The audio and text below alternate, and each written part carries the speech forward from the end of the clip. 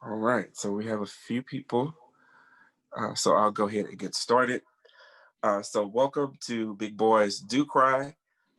This is one of many conversations that the Buffalo Soldier National Museum, also known as the Center for African American Military History, what we'll be talking about and what we have talked about a few times this year is mental health and how that affects the African American community and the community as a whole. I am Desmond Bertrand Pitts. I'm the CEO of this great institution. Uh, I know I'm biased, but it's a great institution either way. So we have a great panel of experienced, knowledgeable people tonight that are going to discuss this topic. I was telling one of the moderator tonight, the host, that it was another one of the great ideas that we come up with here at the museum to be more of a community-centered organization. We've always been that, but in the recent years, we've focused in more on what people need rather than history and military things of that sort. All of a lot of things that we do here don't pertain to history or military, but in some ways it does. If it affects the people that we serve, our stakeholders, then it affects us. So this is one of the conversations that we're going to have tonight. So thank you guys for joining in. Thank you guys for registering. Thank you to all the panelists for participating tonight. So I have the privilege of introducing our host, our moderator tonight, Ms. Danita Phillips. She received her Bachelor's of Science in Political Science with a minor in Sociology and African American Studies from the University of Houston, University Park. She is pursuing her master's degree in biblical counseling with an emphasis on adolescence and family at the Houston campus of the Dallas Theological Seminary. She is certified by the Texas Juvenile Justice Department as a juvenile probation officer. She stands firm that there are no bad children, only children with bad behaviors. I also share that same. And introduce our panelists this evening. I will say, preface that by it is an honor for me to be here with all of you this evening, and I'm looking forward to an exciting conversation with you all. Um, the first panelist I'd like to introduce is Dr. Curtis Quando Williams II. He's an African-centered psychotherapist providing culturally based services to individuals, families, and groups. He's also a lecturer on the topic of the significance of culture. His extensive stay in West Africa, specifically Ghana, conducting research on the African experience of sleeping dreams and evaluating the similarities and differences of Africans and Africans born in America, has prepared him as a dynamic lecturer on any of the above mentioned topics. Welcome, Dr. Williams. We also have Kevin Cotter. Kevin Cotter was diagnosed with major depression in 2014 after being hospitalized for suicidal ideation with a plan. The diagnosis was a revelation for him as he was unaware that what he suffered from was treatable. Kevin is scheduled to become the Texas State Trainer for NAMI's In Our Own Voice program, teaching people to share their stories with the world.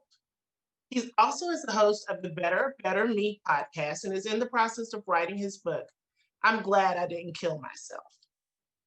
Welcome, Mr. Cotter. We have Jerry Autry with us this evening. Jerry is a multifaceted leadership coach, speaker, and organization development consultant. Also known as the Catalyst Coach, Jerry's pragmatic approach to leadership, coaching partners with new, mid, and senior level leaders, empowering them to maximize their potential to bring about sustainable change that transforms the quality of the leader's working and personal life. His delivery as a speaker and trainer is practical, effective, and often humorous as he lectures on a variety of topics, including leadership, emotional intelligence, professional development, team building, and mentoring.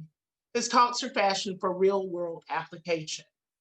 When consulting, Jerry works with top leaders at organizations of all kinds, including mid to large-sized companies, professional service organizations, public sector employers, and nonprofits, including churches, to help their organizations achieve peak productivity. He partners with leadership to design organization culture and align talent with key performance indicators.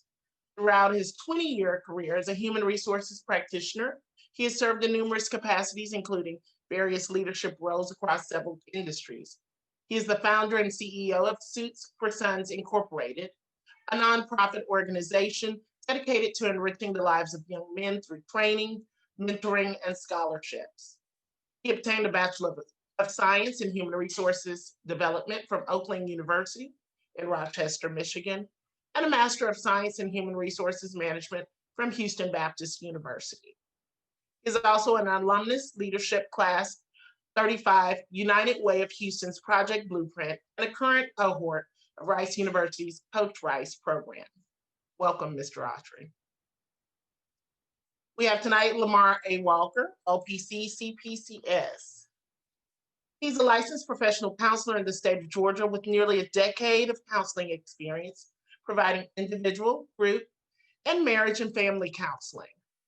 Mr. Walker works with clients presenting with treatment concerns such as depression, anxiety, and personality disorders, as well as substance abuse, chemical dependency, and recovery.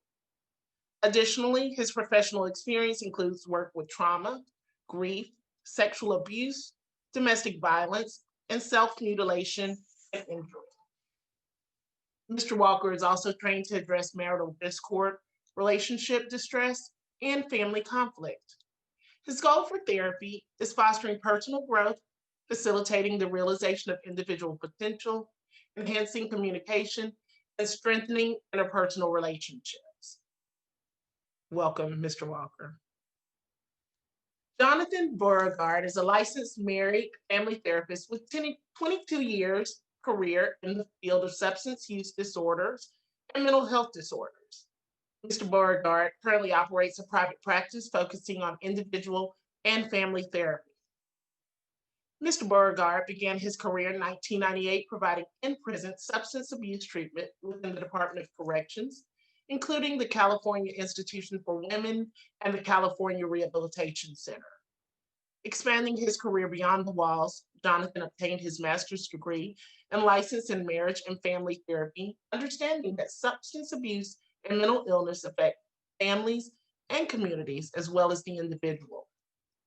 Mr. Beauregard has extensive training and experience in evidence-based practices for depression, anxiety, trauma, anger, and substance use disorders. His expertise includes motivational interviewing, trauma-informed services, and gender-responsive services. Mr. Beauregard is also a licensed advanced alcohol and drug counselor. He has a wide array of experience that gives him a unique perspective on mental health and substance abuse. His tenure includes working in school-based programs, adult residential treatment, parolee case management, violence intervention, and mental health therapy. Welcome, Mr. Beauregard. Sean Fitzpatrick is a psychotherapist in private practice and the executive director of the Young Center in Houston, Texas. His book, The Ethical Imagination, Exploring Fantasy and Desire in Analytical Psychology, was published by Routledge in August 2019. Sean holds master's degrees in religious studies from Rice University and in clinical psychology from the University of Houston, Clear Lake. He received his PhD in psychology with a specialization in Jungian studies from Saybrook University. He's a senior fellow of the American Leadership Forum.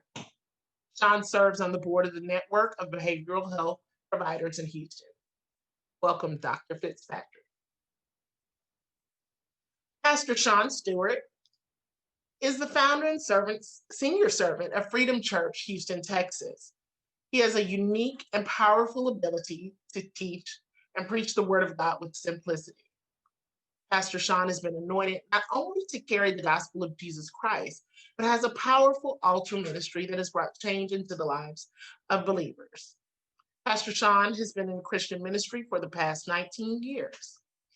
Ministry emphasis are placed on teaching and preaching, Christian counseling, administration, and spiritual growth. It is his belief that anyone who believes in the power of God has the ability to live within their freedom. Pastor Sean believes in one principle: they that wait upon the Lord shall renew their strength. Isaiah 40:28-31. Welcome, Pastor Stewart. Well, I think we're going to have a great evening. We've got some great panelists, and I think we're just going to dive right in. And my first question is kind of to get a feel of each of the panelists here. What I wanted to ask, therapy and counseling is sometimes seen as an effeminate arena. What I wanted to ask each of the panelists is, what drove you to pursue this field or being an advocate for mental health? And is it significantly important that we don't have as much representation by males in this industry?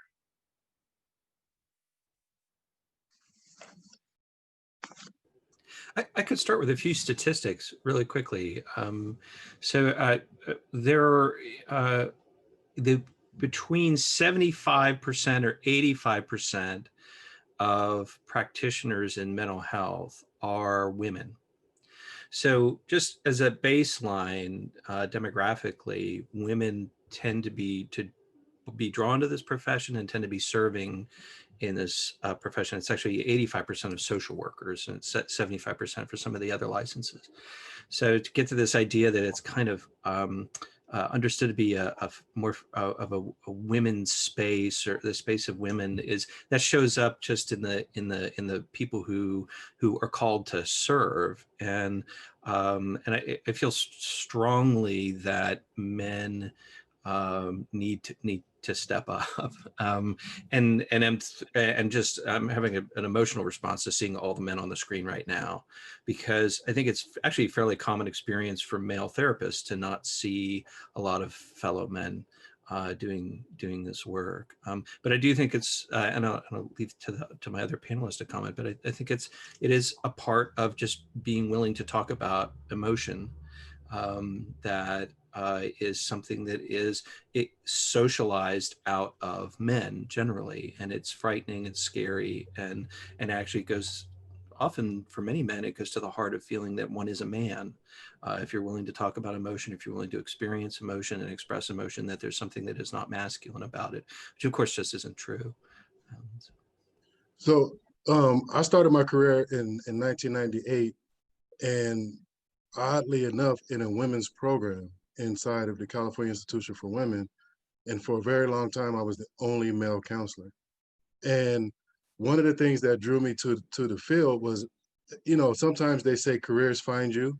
And I really just think that for me, it was just always a passion to help.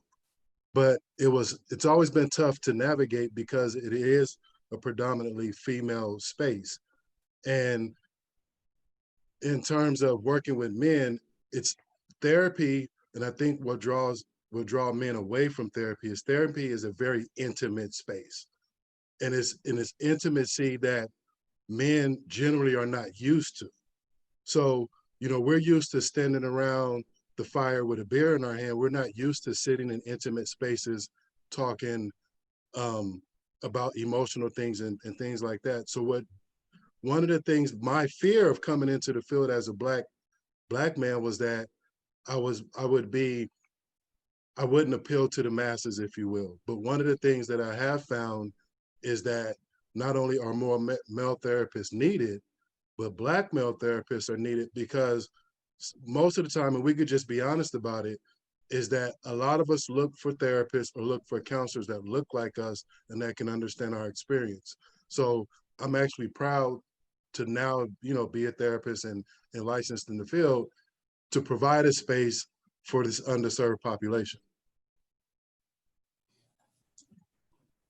I personally came into the field based on a number of life experiences of being counseled by Black men. Oftentimes in our community, our pastors, our principals, the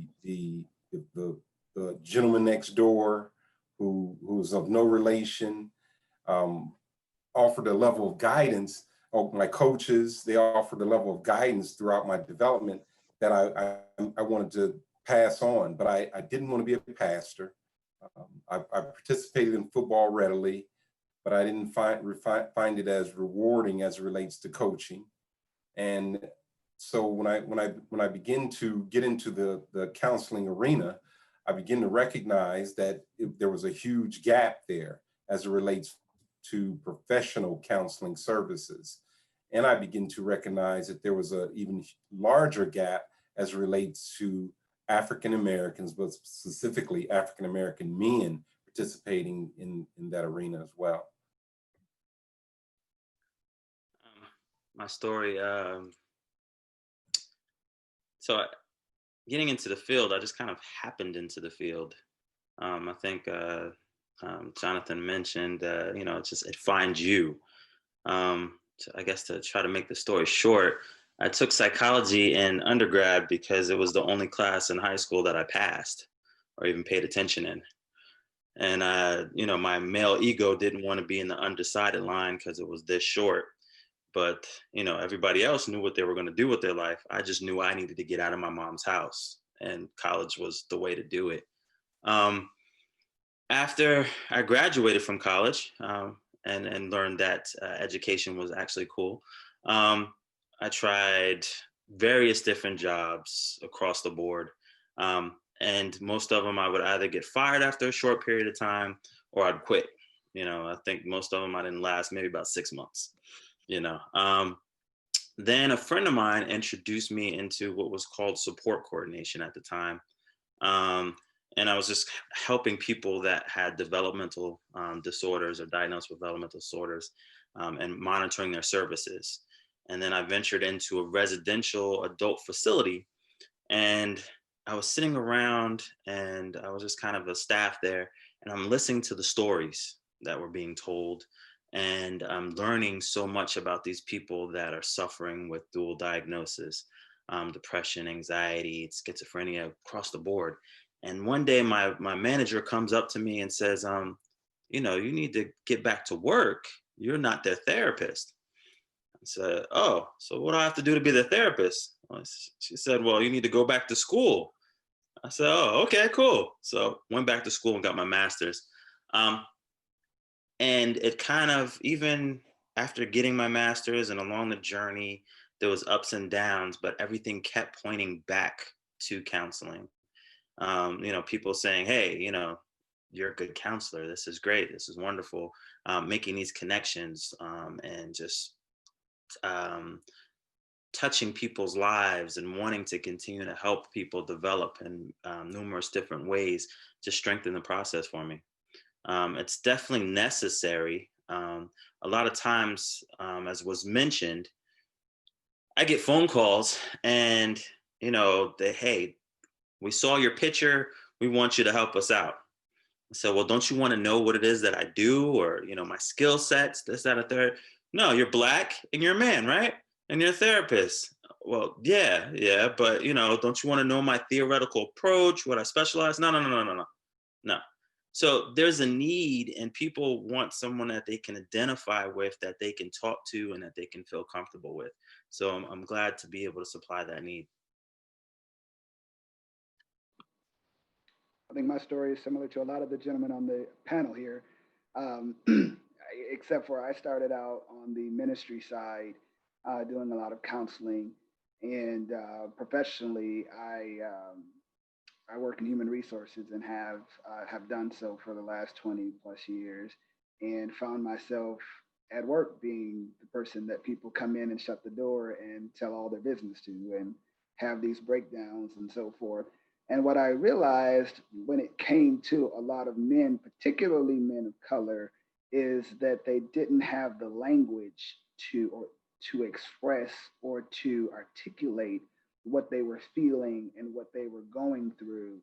And so they would get frustrated, and they would use these bucket words. And it would take work to kind of work down to get to the thing under the thing, and then get to the thing under that thing, to help them kind of find that language to get to what's got them stuck or what's got them feeling the way they feel.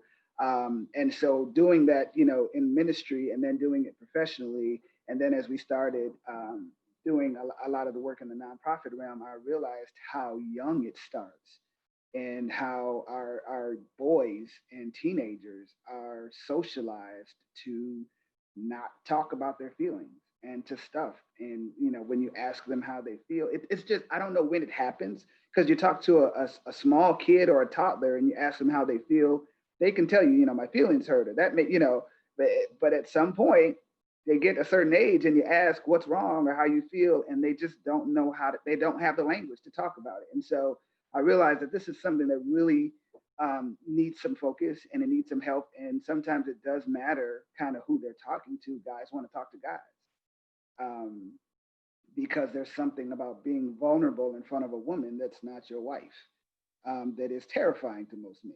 And so, you know, just really dealing with the, you know, the reality of the fact that sometimes it's easier to have that conversation with a man, and how important it is to make sure that the person you're talking to helps you find that language so that you can get to that thing under the thing. All right, I'm gonna jump in here. I guess I'm the one that's stuck because I am the pastor and the principal. So I guess I'm stuck with both. Um, I got started in this journey. My degree, I went to Prairie View A&M University. So my degree is in social work and in 18th century literature with a minor in social justice. And so one of the things that I was working for the Department of Family Protective Services in the section of Children Protective Services. And I was always out, if you're from Houston, always out in Aldine. That's where most of my cases were in North Houston. And I dealt with a lot of teachers who were new to teaching, and they were always invested in saving those kids, but they didn't recognize the abuse on the kids.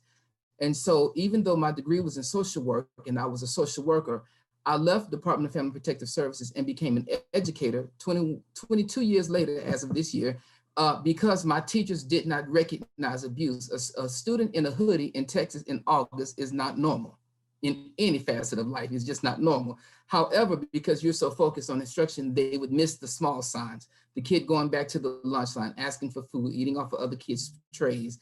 And so I got attached to this work out of the fact that we were missing the signs, and they needed someone on the ground that could point to those signs and say, this is what it is, and could run intervention faster than finding out who to report it to and how to connect it. And then on the church side and on the school side, one of the things that we don't do well, attaching to Jerry's conversation, is that after a while, we start telling our boys, we call them men when they're still boys, we tell them to man up, and then we tell them that boys don't cry. We tell them that they have to be certain things. And so they lose their ability to connect to their emotions because their language has been suppressed. And so we find on the school side that when we see that in place, we're quick to call that kid emotionally disturbed or a kid that's hard to teach. We're quick to refer that kid to special ed, when in actuality, the kid just needs somebody who can hear them and not listen to them. So I think that my journey and this connection is that we have to get clear, not just about what we're seeing. We always medically misdiagnose African Americans. And I think it's the same thing when we deal with mental capacities. We misdiagnose a lot of things because we're not sure what it is. And we need to get people who look like us, that sound like us, that can relate to us in the building, in the room, that can translate this slang into true systematic terms that we can relate to. I'd like to just follow up. I don't approach this as a therapist. I don't come to mental health advocacy through that. I almost killed myself and found out that what I had was treatable. And I'm like, okay, well, that seems better than actually killing myself, because it wasn't about wanting to die. It was more about wanting the pain to go away. I had lived in pain for decades and I just couldn't handle it anymore. What I found is, by learning to identify and work with my emotions, I'm not weaker. I'm stronger than I've ever been. I'm doing things now that in my 50s that I couldn't do when I was 20. And so that we have to figure out how to change the story in society, how to make it that, I mean, we don't have to cry all the time, but if we need to, it's okay, because that's just releasing our emotions. We had to put our dog down last night. I cried like a baby. And maybe I shouldn't say I cried like a baby. I cried like a man. You know, it hurt. But it was good that it hurt. That means it meant something. You know, we had 12 amazing years with our dog, and she's gone. And God, that hurts. So I don't know how we do it other than all throwing ourselves out there and saying, you know what, I have feelings. They're a response to some stimuli. Now, how do I work through those? How do I approach it the same way I used to approach a football field on a football field when the quarterback says 32 dive, I get the ball and I run to the 2-hole. Well, now when I feel anger, what do I need to do to process that anger? It's really no different. And I don't know why it is that we can't express an emotion other than anger, because that's all I could ever do. So Thank you, gentlemen. And you guys have actually jumped into some of the meat of the questions we were already looking at talking about. I kept hearing, I heard stigma, I heard connection and the emotions. Um, and we touched on the young men. So one of my questions was, what is the disconnect between the masculinity and the vulnerability, or showing those emotions? But we want to look at how can those young men effectively address those internal issues. I think, Pastor Sean, you were saying sometimes it's misdiagnosed and misappropriated as mental health or behaviors when there's trauma. So how can we identify those, and what does it look like? I think we have to get clear about what it is we're looking at. And so relationship is key to any level of support, whether you're approaching it from a therapeutic side, a spiritual side, or you just riding with your boy and you're kicking it, or you with your Judy and you're riding tight. I think the biggest conversation is relationship. You've got to be able to get in to talk, to connect with that person, to find out what's going on. In my office at the school, I have a cursing chair. And so kids can walk into my office, you get 5 minutes, you can curse about anything you want. You can say whatever comes on your mind for 4 minutes and 59 seconds. At minute 5, I'm gonna give you 2 sheets of paper. I'm gonna either give you a return to class or you suspended for 3 days. You're gonna get a sheet of paper at minute 5, either way, but you can come in and get it out. What I've learned through my years of education, I've had kids whose parents have had to make rough decisions. Do I buy my HIV meds? Do I buy my blood pressure meds? Or do I buy your ADHD meds? Do I keep the lights on? Those are real life conversations. All you know is that Sean came to school irritated. You have no idea that they slept at home with no lights on. And they're not going to tell you that if there is no relationship. So I really do believe that the key to any level of support, any level of trust is relationship, because that's how you get to root cause. That's how you expose what's really going on. Kids will tell you the truth if you create a safe space for them to do it. And that safe space starts with their ability to trust you. That trust starts with the initial relationship. I concur 100%. And I think that same principle works throughout life, regardless of the age of that man. The relationship that leads to the conversation, right? And so I have found that whether it's boys or men, we want to talk. We want to talk to somebody who cares, and somebody who's going to listen, and somebody who's going to cover us and not expose our vulnerability. And so you have to build that level of trust to get that conversation going. But once it's going, it's like a fountain. I mean, I don't care how hard the exterior is, they will talk, they will crack, but it's like nobody's asked, how you doing? Nobody's asked, what's going on with you? Nobody said, hey, you haven't seen yourself. What's wrong? It's just, everybody just kind of looks the other way or writes it off. And so I think when you just pause and show that you care and engage in a meaningful conversation, it goes a long way. So one of the things that I often do and talk about in my practice is, well, we all know that relationship is one of the key factors whether or not therapy is going to be successful. Oftentimes, if you do not build relationship, it's going to be very tough to get to any person, let alone young Black men and men in general. One of the things, and one of my main criticisms of the school district or schools, is that a lot of times, like Pastor Stewart said, is our kids come to us because they're in trouble, or they want to look at them as having some type of mental health disorder in terms of ADHD and behavior and things like that.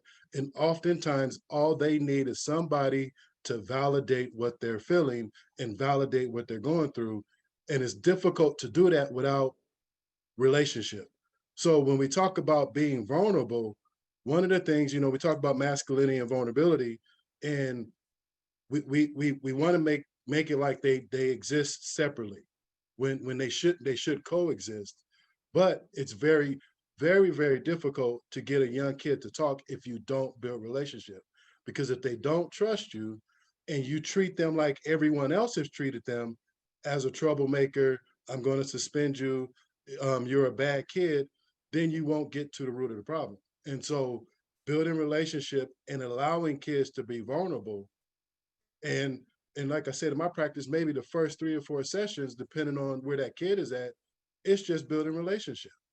And once they know I'll listen, and once they know somebody will listen, they'll tell you just about anything. I'm going to jump in real quick because I think we have a consensus that it's about that relationship. And so we also were saying that those, I think Mr. Cotter said that it's okay to express those emotions other than anger. So what do you guys see the factors that shape those views of the young men that it's not okay, or they're reluctant to share until they develop that relationship?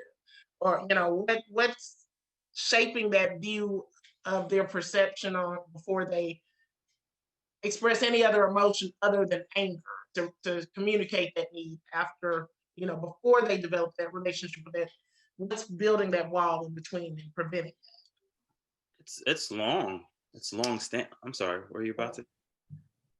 It's long standing. It's a long standing thought or idea.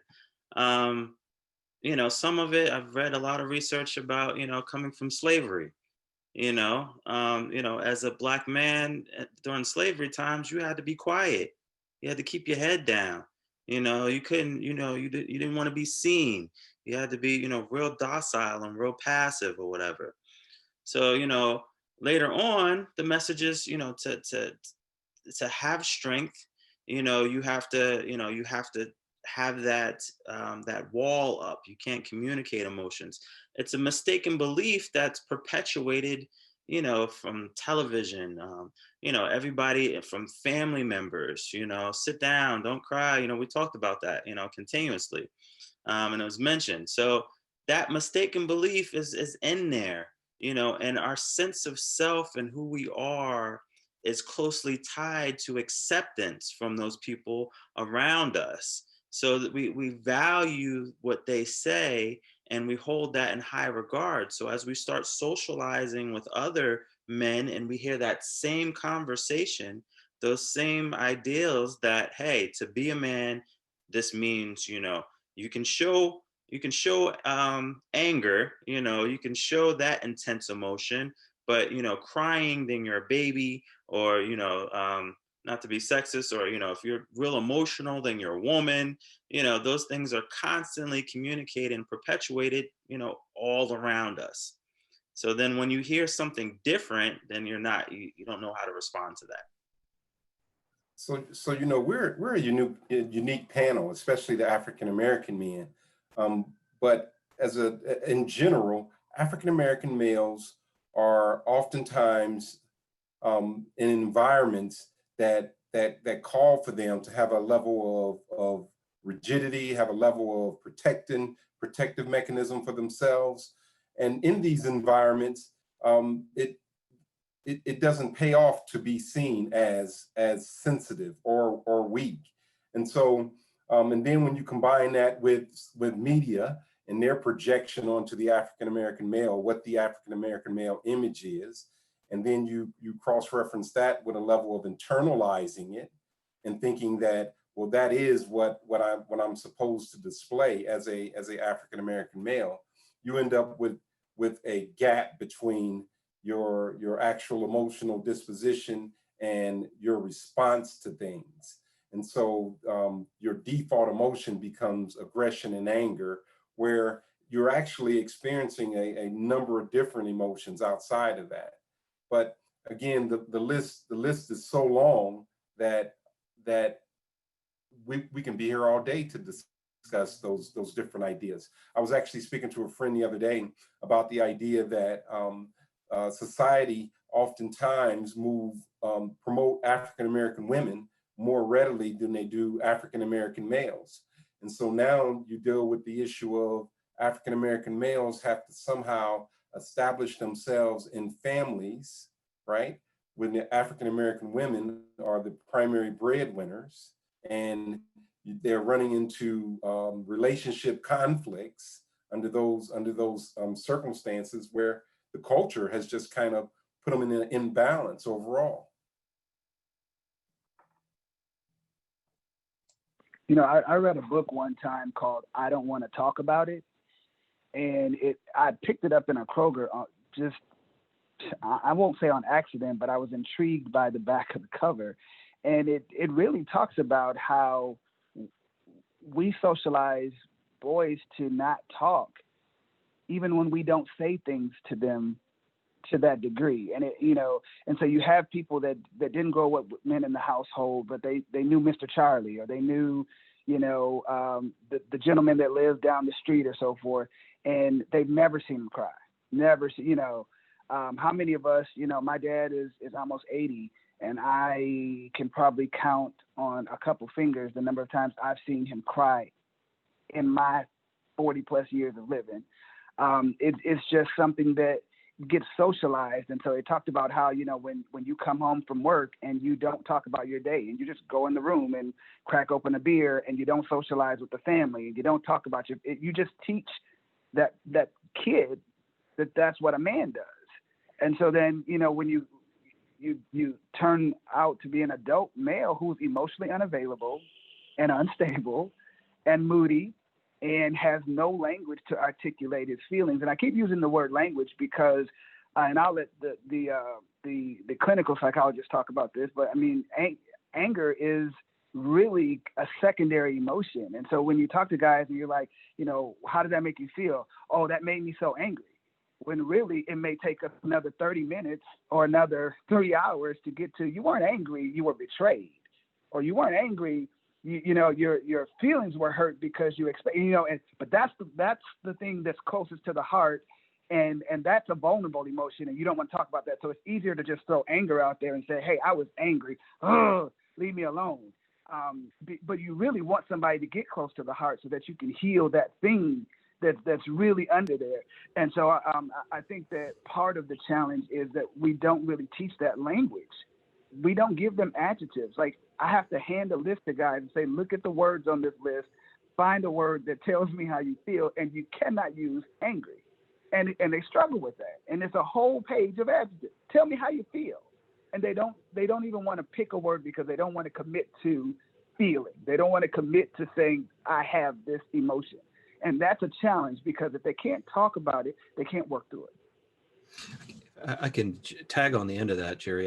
That really hits home for me. So I think so. This was, I don't know if Dr. Williams or Lamar, I don't know if Mr. Walker said this, but it was talking about anger and aggression as being the emotions that are appropriate for men to experience, right? So you can experience those things, and it gets intensified perhaps within the African American community. And then there are no other emotions that are okay to experience, right? So we're expected to experience those things and express them. It's not okay to express any of the rest of them. That's socialized, and when that man has to make a decision to express so that it's good for their kids to see that it's okay to express, they have to do work of generations, right? It's not just the work that of you as a man. You have to overcome generations of this prohibition against expressing anything but anger and aggression in order to do it. So that's heroic work. And I think that's one way in which you can start to change this conversation, is to say it is really hard to express emotion. It is heroic work that's involved in actually recognizing what you're actually feeling, like what you're talking about, like how long it takes men to get to what they're actually feeling. Like it takes hard work to do that, because it's just not it's not a possibility for us. And I'll make one more comment, which is that if you're interested in this, anybody who's listening, there's a great documentary. It's on Netflix. It's called The Mask You Live In. The Mask You Live In. And it's about how men or boys are socialized to not access emotion. And it includes African-American men, but particularly powerful story of an African-American single dad. Totally recommend it to you if you want to get a sense of how this plays out in contemporary society. I'm going to jump in real quick because we have some questions from some of our viewers. And this one comes from Brian, and actually we have a couple that kind of tie into this. I have a few questions that say, besides restructuring the individual, are there some things that we should do with the family? Because we talked about, I think it was mentioned about the family with the moms teaching the young men. And Brian says, what can we do to change these societal norms that get in the way for men to seek help? Well, I think it's extremely important that when dealing with a African American male, that you also recognize that instinctually he's communal in nature, right? Because that is a big cultural value versus being independent. And when he walks into a room, especially in a therapy room, he is bringing his entire family with him. And so it's important to recognize that just based on his extended self-identity, that he's more than just that person. He's a father, he's a husband, he's an uncle, and he has all these different relationships that oftentimes, if you don't bring in some of those supporting relationships into the therapeutic setting, you can change the individual, putting back into those environments that actually corrupts his desire to change. So it's important to recognize that if one individual is sick, then the whole family is sick in general, and really to deal with his primary supports as well. So I would like to jump on the cultural norms and societal. One of the things that I try to, as a therapist, I try to give a global view of things and why, as a people, or even as families and culturally, why we are the way that we are. And so when we talk about cultural norms, one of the things I believe is that what we have accepted as Black culture, when we talk about whoopings and things like that, I say some of those very things create trauma. And so I think re-educating the family, not only men, but women, generationally, we have to do things differently, because a lot of those societal norms in the Black community, they do not promote self-expression. And you hear the old terms of, a kid is supposed to be seen, not heard. And I know for me growing up, if I told my mom, if you hurt my feelings, the response was going to be, I'm going to give you something to cry about, right? And so right then and there, I know I cannot express my feelings. And one of the things I also talk about is now my grandson, who's 6, he gets to say, Grandpa, Pawpaw, you hurt my feelings, and then this is why. So now he's learning that emotional literacy to be able to connect that feeling with an emotion. So in terms of societal norms, I say we have to take a look at traditionally what we have done that has suppressed us emotionally, specifically Black men. And Well, I'm going to jump. Can I say I one was going thing? to jump in and ask for Kevin. Well, I think it goes beyond just the Black community. I mean, all the things you're saying, I grew up with too, and we need to develop a different way of communicating with males, and because it is suck it up, get back up, and get back in the game right now, and that's just excuse the expression, but a load of crap. We have to talk about. We talk about building our muscles. We talk about building our minds, but we don't talk about building our emotional intelligence. I think Jerry was talking about that earlier. And It's how do we become invincible? You know, because if we can get ourselves to the point where our emotions are controlling our life, our emotions get to the point where they're just adding to our life, then we're invincible. We can't have somebody else, because they say something rude to us, ruin our whole day, our whole week. We don't have to have the things that happen to us in life affect us beyond that moment where we have the emotional reaction. You know, and I think that's really the power of learning how to work with emotions.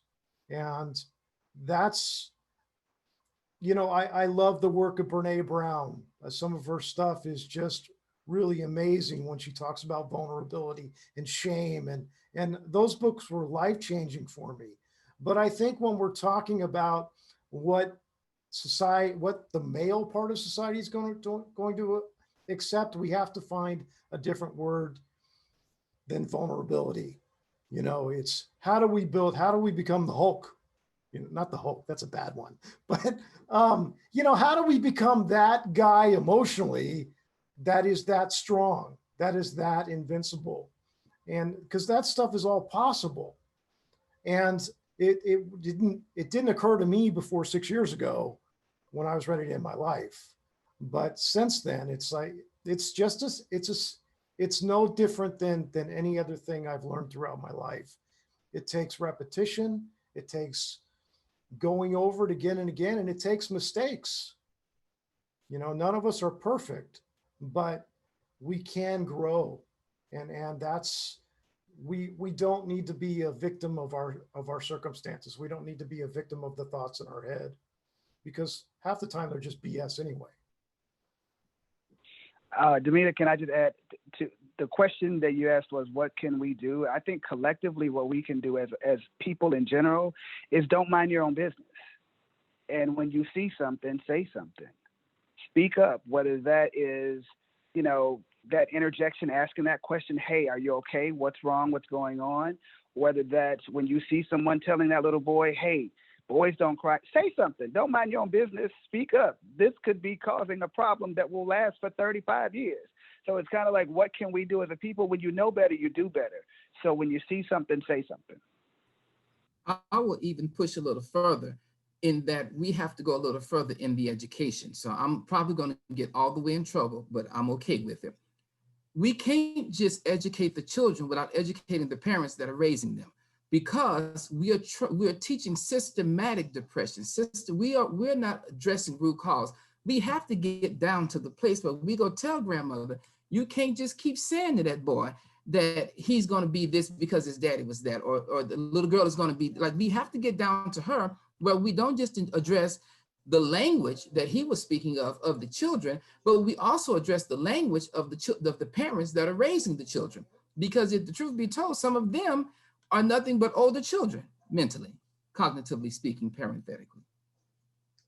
And I'm going to jump in because, you know, I told you guys we probably weren't going to get through all the questions, but I want to ask Lamar specifically, and I'm sorry, guys, because he's been sitting kind of quiet.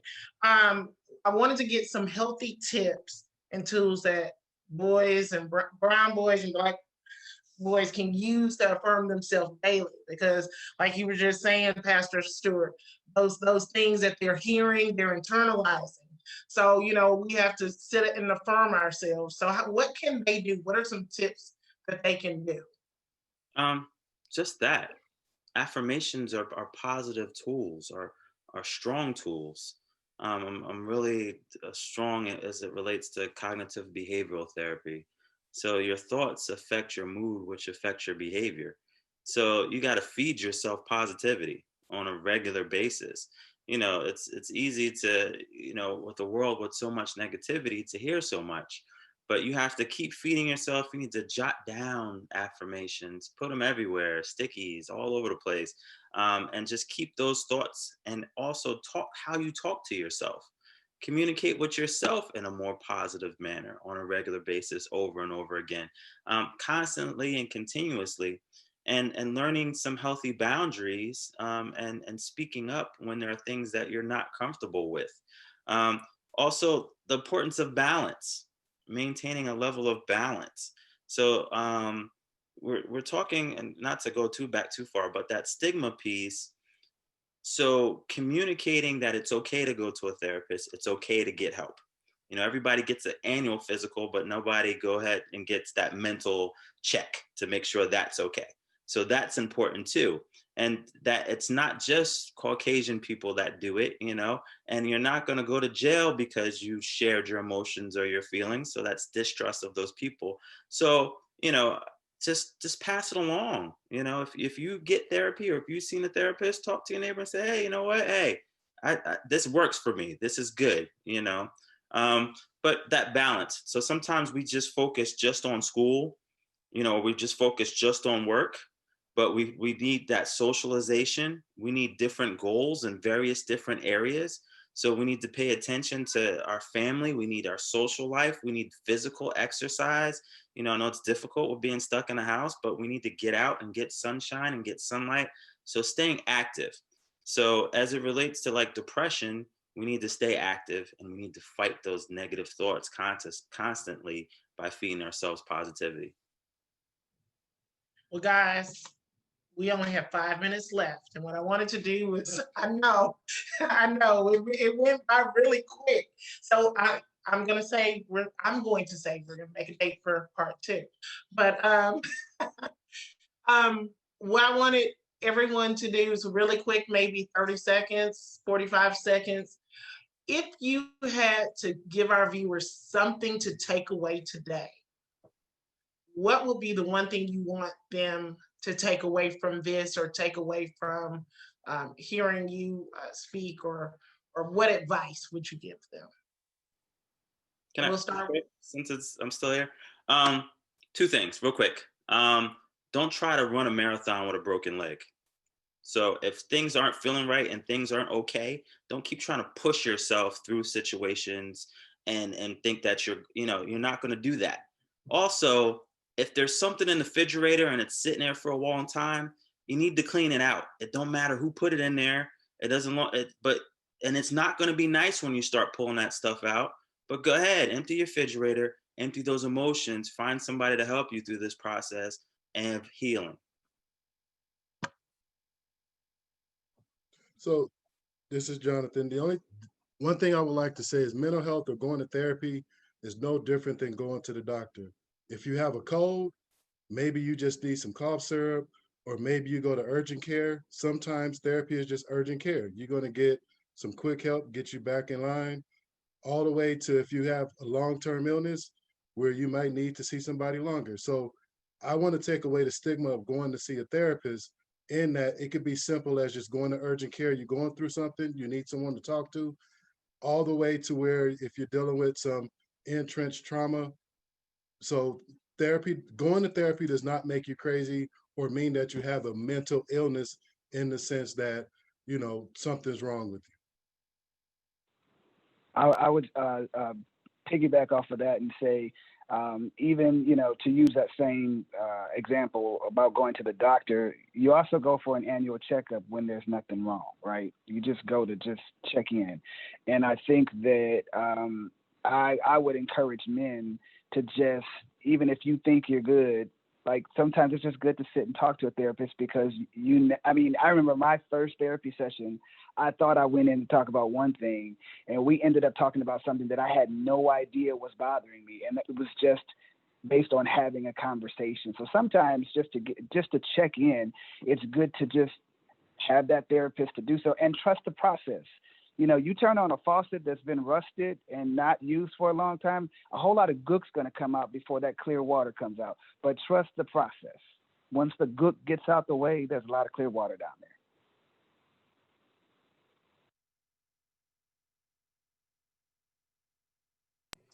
I would like to talk to both men in general. Oftentimes we think that being strong and holding on is extremely important, and sometimes letting go is even far more important. But I would also like to speak to the therapist in the audience. It's really important to recognize that we don't buy into the myth that men aren't experiencing emotions. And in a therapeutic setting, it's important, even equally important, to have interventions that allow them to massage those emotions outside of the defensive posturing that they normally come in with. I would like to recommend the use of mythology as it relates to getting them to massage those emotions. Those are rich stories that oftentimes they're able to latch on to and utilize to model their current circumstances or whatever brought them into therapy, but also distance them enough that they can actually start conceptualizing their own issues through those stories. So those are just a couple of things. Any specific stories or texts or that you would recommend? Well, you know, I tend to use culturally based stories. I have a tremendous number of African myths that I utilize, but I also tap into Michael Meade, Men in the Water of Life. He has a great text that are rich in stories for African American males as well as males in general. Kwame Scruggs, Dr. Kwame Scruggs out of Pacifica University. He utilizes mythology to work with men specifically, and he's a great reference.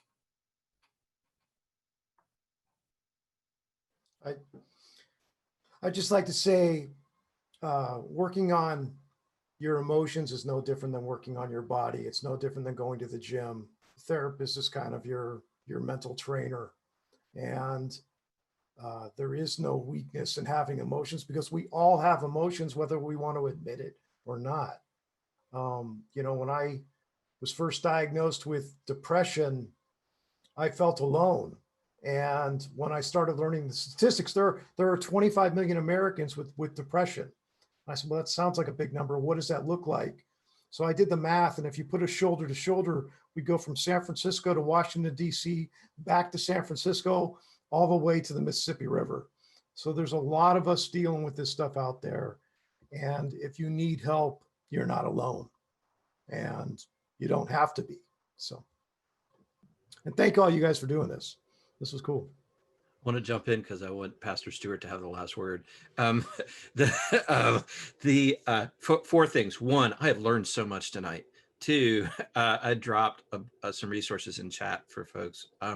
Three, on Kevin's point, there's a difference between emotional suppression and emotional regulation. And learning how to regulate your emotions is hitting the gym, right?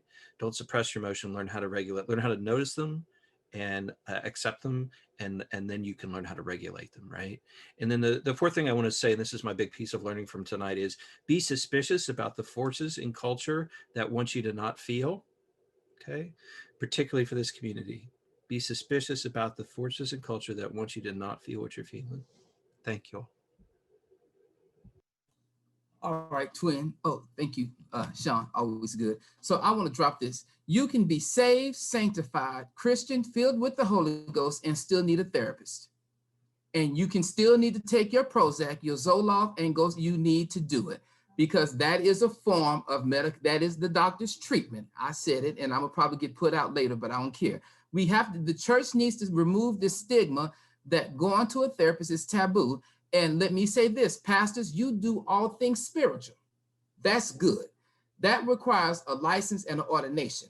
If you want to be a therapist, that requires a university and a licensure. And I want to encourage, when you know that you are dealing with the issue beyond the scope of your spiritual desk, it is okay to go find a therapist, a friend, outsource them, put them in the benevolence budget. So that way, when they start having issues in the church, and you can't deal with it, refer them out to the therapist, use the benevolence fund to pay for the therapy, and that's still ministry. The second thing I want to give is this. Consistency is the key to progress. Progress is the fuel to success. If you want to break this thing up, if you want to get to the depression, you got to be consistently clear that there is something wrong. And once you figure out something that's wrong, go find somebody that can help you deal with it. And the people that cannot help you deal with it are the people you talk to every day. Find you somebody you can go tell that you can trust your true treasures to and let them talk you through it. And those people actually have a licensure. And I'm sticking to that for a reason, because if they're your friends, there's no such thing as free therapy.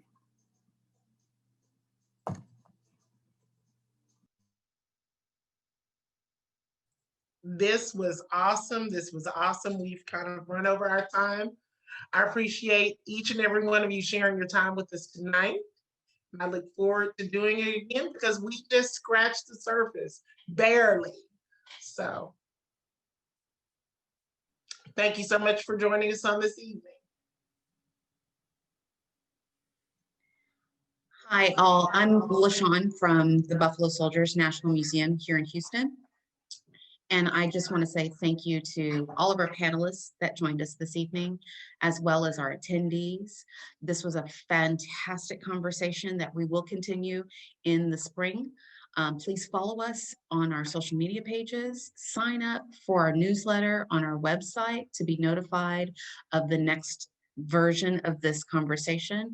I'm hoping that our panelists who joined us this evening will also join us in the spring. Again, thank you so much for your time. The replay will be sent out to those who have registered, along with the resources that were provided by our panelists. So you all have a wonderful evening.